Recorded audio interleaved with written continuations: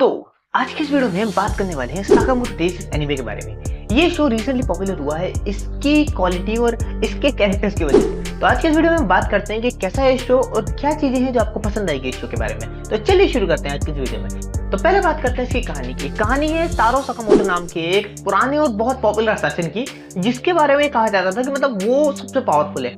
ऐसे असैसिन के साथ ऐसी एक स्टोरी जुड़ी रहती है कि मतलब वो अगर मैदान में उतर गया और अगर उसको कोई टास्क मिला तो मतलब वो पूरा हो गई। मतलब आप कह सकते हैं ये एनीमे के वर्ल्ड का जॉन विक है।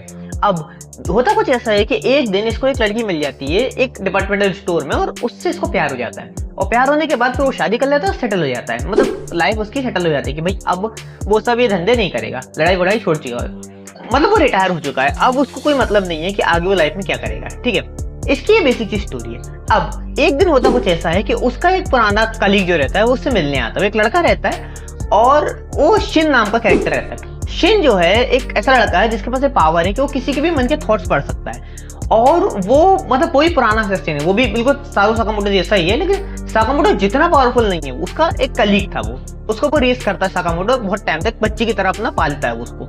ठीक है, अब साकामोटो से जब वो मिलने आता है 5 साल बाद, तो साकामोटो बुढ़ा हो चुका है, मतलब मोटा हो चुका है, मतलब एकदम पांडा जैसा हो चुका है वो। और अपनी वाइफ, उसकी बच्चे हो चुके हैं और अपनी वाइफ के साथ वो सेटल हो चुका है। उसने एक स्टोर खोल लिया है साकामोटो स्टोर नाम के, और अब वो एक स्टोर चलाता है अपना।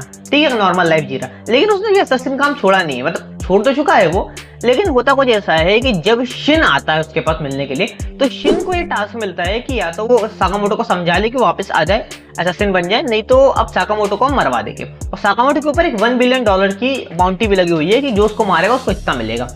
अब ये बाउंटी कौन लगाता है और आगे क्या होता है ये आपको स्टोरी में पता चलता है। धीरे धीरे करके जो परतें हैं वो खुलती रहती है। अब उसके बाद होता कुछ ऐसा है कि हर दिन कोई ना कोई असैसिन आके साकामोटो को मारने की कोशिश करता है और वो जो मिशंस होते हैं वो जिस तरह की चीजें होती रहती है उसके अंदर एक्शन और कॉमेडी चलती रहती है। अब जो साकामोटो है उसको भी 5 साल हो चुके हैं लड़ाई झगड़ा छोड़े हुए, तो अब उसके अंदर वो दम रहा नहीं है, लेकिन अभी भी वो टॉप असैसिन्स में आता है। लेकिन फिर भी अब वो उतना पावरफुल लड़ रहा नहीं, क्योंकि पहली बात सबसे बढ़िया तो यही है कि इतना टाइम तक वो लड़ाई झगड़ा नहीं करेगा या फिर फाइट में नहीं उतरेगा, तो थोड़ी दिक्कत तो उसको आएगी। लेकिन फिर भी वो बहुत सारे असैसिन से बहुत पावरफुल है।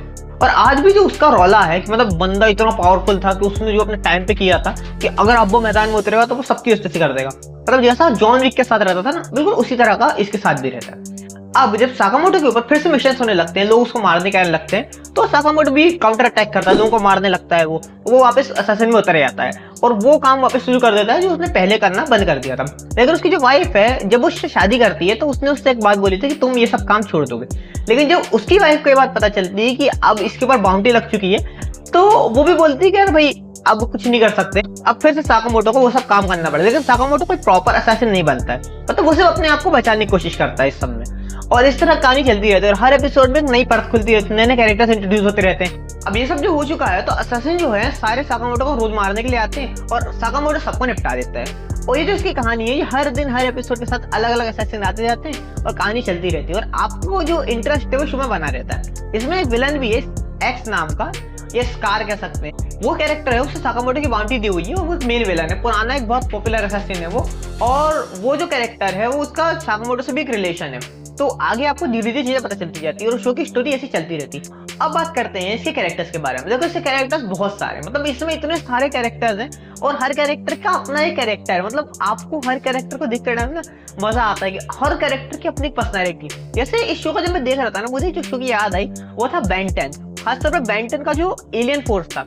मतलब उसमें इतने सारे कैरेक्टर होने के बाद भी आपको सारे याद रहते हैं। तो इसके साथ भी बिल्कुल वैसी चीज थी। इसमें वो लगभग स्टोरी बिल्कुल वैसी चलती रहती है कि नॉर्मल कहानी है, उसमें कुछ होता रहता है और धीरे धीरे कहानी आगे बढ़ती जाती है और बहुत सारी चीजें एक साथ इंट्रोड्यूस करते रहते हैं, तो आपको मजा आता रहता है। अब कैरेक्टर्स जो है इसमें बहुत सारे हैं। मतलब इसमें एक माफिया गर्ल है जो कि इसके साथ काम कर रही होती है, शिन और साकामोटो के साथ, वो इनके साथ रहती है। और तो और एक असैसिन रहता है, वो लड़का ऐसा रहता है कि मतलब वो एक शार्प शूटर रहता है और उसको मिशन मिलता है कि भाई उसको साकामोटो को मारना है, लेकिन उसकी इतनी बुरी दयनीय स्थिति रहती है, मतलब उसके पास पैसा भी नहीं रहता है कुछ। अगले दिन वो खाएगा क्या उसको इस बारे में पता नहीं होता कि इतने पैसे भी उसके पास नहीं रहते।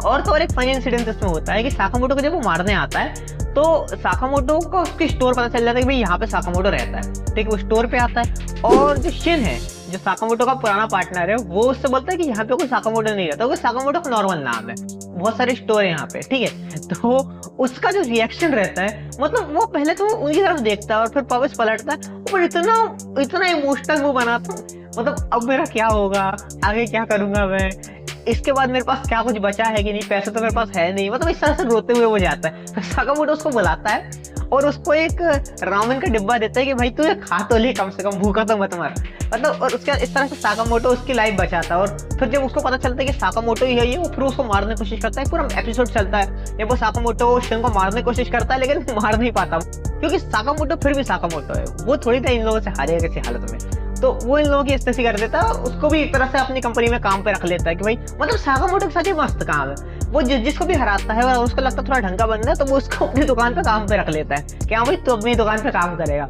और उसको भी अच्छा एम्प्लॉय मिल जाता है और उन लोगों की लड़ाई स्टार्ट हो जाती है। तो वो थोड़ा फनी लगता है, आपको मजा आता है वो देखते टाइम। और तो और इसमें पूरा एसएसएन संगठन है, जैसे मतलब पूरा ऑर्गेनाइजेशन है जिसका काम ही है, जैसे पुलिस जैसा ऑर्गेनाइजेशन होता है ना, वैसे ही कंपनी है पूरी जेसीसी, और वो असैसिन्स को ही ट्रेन करती है, उसका काम ही है। और उसकी जो सबसे पॉपुलर, सबसे ताकतवर जो वो होता है ना ग्रुप, उसको कहते हैं ऑर्डर। जो साकामोटो रहता है वो उस ऑर्डर ग्रुप का वो रहता है मेंबर, और इसके बारे में आपको आगे पता चलता है। उस ग्रुप में बड़े खतरनाक कैरेक्टर रहते हैं, और उनमें से भी कुछ कुछ कैरेक्टर्स तो ऐसे हैं जो मतलब आपको मजा भी देते हैं कि भाई क्या कैरेक्टर्स हैं। इसमें भी एक कैरेक्टर है उसारागी का। उसारागी जो कैरेक्टर है वो एक फीमेल कैरेक्टर है, मतलब वो एक, जैसे मान के चलिए वो पूरे स्लाइड फेस रखती है, अपने चेहरे पे कोई इमोशन उसके दिखता नहीं, लेकिन जब वो बोलती भी है तो आपको हंसी आती है उसकी बातें सुनते हुए। जैसे कि एक सीन में वो साकामोटो को पांडा बोलती है जब साकामोटो उसके सामने आता है। और तो और जब भी वो किसी विलन से बात कर रही होती है या फाइट कर रही होती है, तो उसके चेहरे पे ऐसे कोई प्रॉपर इमोशन नहीं होते, जैसे मतलब कोई गुस्सा है या कुछ, बिल्कुल ऐसे जैसे एक होता है ना नॉर्मल का फेस, कि भाई बिल्कुल एक सा फेस, कोई जैसे नॉर्मल कोई साइकोपैथ होते हैं उस तरह का कैरेक्टर, कुछ इमोशन नहीं। लेकिन जब वो बोलती है तो वो ऐसी बात बोल लेती है कि आपको हंसी आ जाए जिसको सुनते नहीं। और तो इसमें एक कैरेक्टर है जो मतलब लगभग सबको पसंद आया, तो मतलब वो इतना पावरफुल कैरेक्टर है कि अगर मतलब सारे असैसिन्स में मान के चलो तो उससे ज्यादा पावरफुल कोई कैरेक्टर नहीं, और वो है ताकामुरा। ताकामुरा एक सामुराई है, और वो ऐसा कैरेक्टर है कि मतलब अगर वो पॉपुलर आ चुका है मैदान में, तो मान के चलो कि वॉर का पहले डिसीजन हो चुका है, भाई लड़ाई खत्म हो चुकी है पहले ही।